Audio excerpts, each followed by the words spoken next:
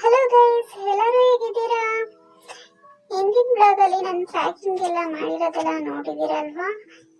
ಈಗ ನಾನು ಎಲ್ಲಿ ಹೋಗ್ತಾ ಇದೀನಿ ಅಂತಂದ್ರೆ ಮಂತ್ರಾಲಯಕ್ಕೆ ಹೋಗ್ತಾ ಇದೀವಿ. ನಾವು ಟ್ರೈನಲ್ಲಿ ಹೋಗ್ಬೇಕಾಗಿತ್ತು, ಜಸ್ಟ್ ಮಿಸ್ ಆಗಿ ನಾವು ಬಸ್ಸಲ್ಲಿ ಹೋಗೋ ತರ ಆಯ್ತು.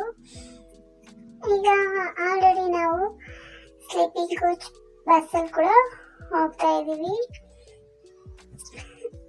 ನಾವು ಫ್ಯಾಮಿಲಿ ಹೋಗ್ತಾ ಇದೀವಿ. ನಾನು ಇಬ್ಬರಿಗಷ್ಟೇ ಪ್ಯಾಕ್ ಮಾಡಿದ್ದೆ. ನನಗೆ ನನ್ನ ಮಗನಿಗೆ ಅನ್ಎಕ್ಸ್ಪೆಕ್ಟೆಡ್ ಆಗಿ ನನ್ನ ಗಂಡನೂ ಕೂಡ ಬರೋ ಥರ ಆಯಿತು. ನಾವೊಂದು 30 ಜನ ಹೋಗಿದ್ವಿ. ಅದರಲ್ಲಿ ಎಲ್ಲರೂ ಟ್ರೈನಲ್ಲಿ ಹೋದ್ರು, ನಾವು ಮಾತ್ರ ಬಸ್ಸಲ್ಲಿ ಹೋಗೋ ಥರ ಆಯಿತು. ರೊಟ್ಟಿ ನಾವೇ ಸ್ವಲ್ಪ ತಿಂದು ಇನ್ನು ಮಿಕ್ಕಿದೆಲ್ಲ ವೇಸ್ಟ್ ಆಯಿತು. 5:30ಗೆಲ್ಲ ನಾವು ಮಂತ್ರಾಲಯ ರೀಚ್ ಆದ್ವಿ. ಅಲ್ಲಿ ಫ್ರೆಶ್ ಅಪ್ ಆಗಿ ಎಲ್ಲರೂ ನಾವು ಮಾಟಕ್ಕೆ ಬಂದ್ವಿ.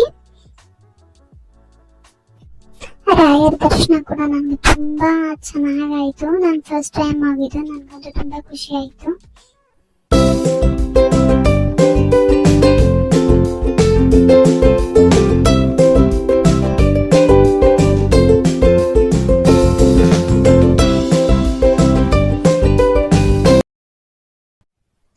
ನೆಕ್ಸ್ಟ್ ನಾವು ಹೋಗಿದ್ದು ಪಂಚಮುಖಿ ಆಂಜನೇಯ ಟೆಂಪಲ್ ಹೋಗಿದ್ವಿ.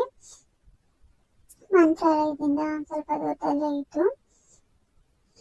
ಅಲ್ಲಿ ಎಲ್ಲ ನೋಡ್ಕೊಂಡು ಇಲ್ಲಿ ಆಂಜನೇಯನ ತಾಯ್ತಾ ಎಲ್ಲ ಕಟ್ತಾ ಇದ್ರು, ಅಲ್ಲಿ ಎಲ್ಲ ನೋಡಿ ನಾವೀಗ ನೆಕ್ಸ್ಟ್ ಬಂದಿದ್ದು ಬೆಟ್ಟ ನೋಡೋಣ ಅಂತ. ಪಕ್ಕದಲ್ಲೇ ಬೆಟ್ಟ ಕೂಡ ಇತ್ತು.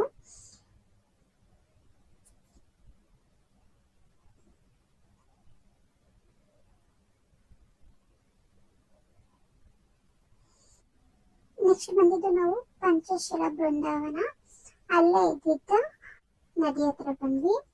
ಅಲ್ಲಿ ಒಂದು ಬೋಟಿಂಗ್ ಕೂಡ ಹೋದ್ವಿ.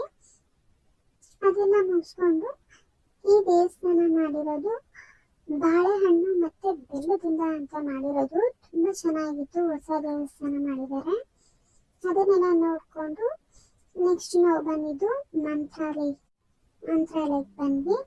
ಮಂತ್ರಾಲಯದಲ್ಲಿ ನೈಟ್ ನೋಡೋಕ್ಕೆ ತುಂಬಾ ಚೆನ್ನಾಗಿತ್ತು, ಲೈಟಿಂಗ್ಸ್ ಎಲ್ಲ ತುಂಬಾ ಚೆನ್ನಾಗಿತ್ತು. ಅದನ್ನೆಲ್ಲ ನೋಡ್ಕೊಂಡು ಒಳಗಡೆ ಹೋದ್ವಿ.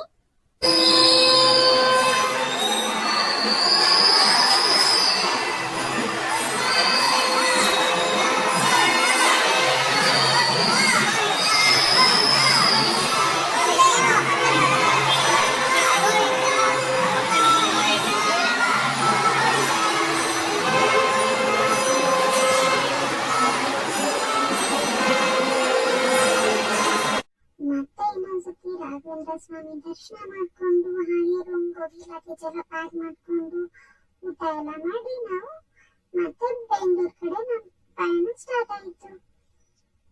ಇವತ್ತು ನಿಮಗೆ ಈ ಬ್ಲಾಗ್ ಇಷ್ಟವಾಗಿದ್ರೆ ಪ್ಲೀಸ್ ಸಬ್ಸ್ಕ್ರೈಬ್ ಮಾಡ್ಕೊಳ್ಳಿ, ಹಾಗೆ ಲೈಕ್ ಮಾಡಿ, ಶೇರ್ ಮಾಡಿ, ಕಮೆಂಟ್ ಮಾಡಿ. Thank you for watching. Bye bye.